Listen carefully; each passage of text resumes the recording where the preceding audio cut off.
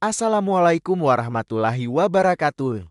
Halo, apa kabar mahasiswa FEAUNLAK dan para pembelajar kebijakan di seluruh penjuru Nusantara? Masih semangat untuk belajar? Harus dong. Bertemu lagi dengan saya, Agus Budi Utomo, praktisi analisis kebijakan publik sekaligus dosen dunia maya Anda. Sebelum kita membeda logistik di balik sebuah kebijakan, marilah kita sejenak berdoa menurut agama dan kepercayaan masing-masing. Semoga kita dimampukan untuk mengelola setiap amanah sumber daya dengan penuh tanggung jawab. Berdoa dimulai. Amin.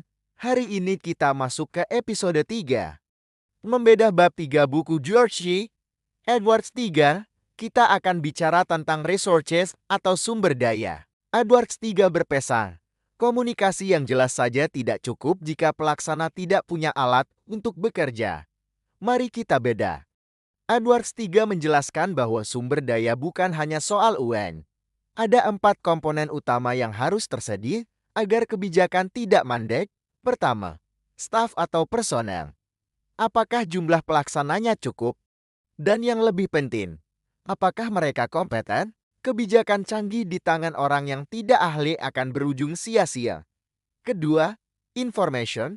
Pelaksana butuh 2 jenis informasi. Informasi tentang bagaimana melaksanakan kebijakan dan informasi mengenai kepatuhan pihak lain. Ketiga, authority atau wewenang.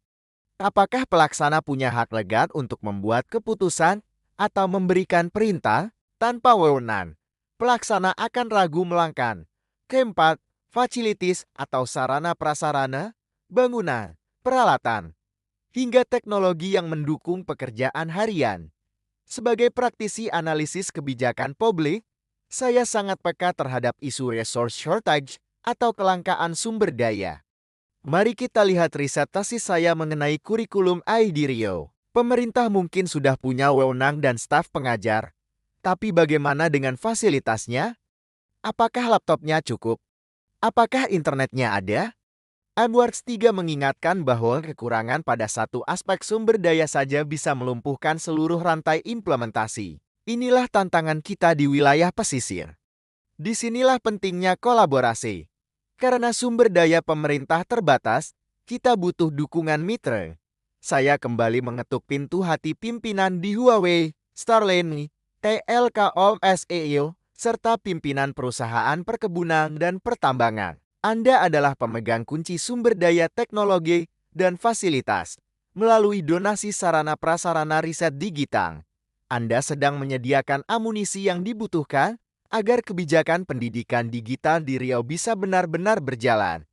Mari kita berbagi sumber daya demi masa depan bangsa. Adik-adik mahasiswa FEAUNLAK, jadilah pengelola sumber daya yang jujur dan efektif. Edwards 3 mengajarkan bahwa ketersediaan sumber daya adalah fondasi dari kepercayaan publik. Nasionalisme adalah menjaga dan mengoptimalkan aset negara. Jangan biarkan sumber daya yang ada terbuang percuma karena ketidakmampuan kita mengelolanya. Manfaatkan setiap sarana yang ada untuk kemaslahatan rakyat banyak. Saya Agus Budi Utomo, praktisi analisis kebijakan publik dan dosen dunia maya Anda. Teruslah peka, teruslah mengabdi. Subscribe, like, comment, dan share. Sampai jumpa di episode 4 tentang sikap pelaksana. Wassalamualaikum warahmatullahi wabarakatuh.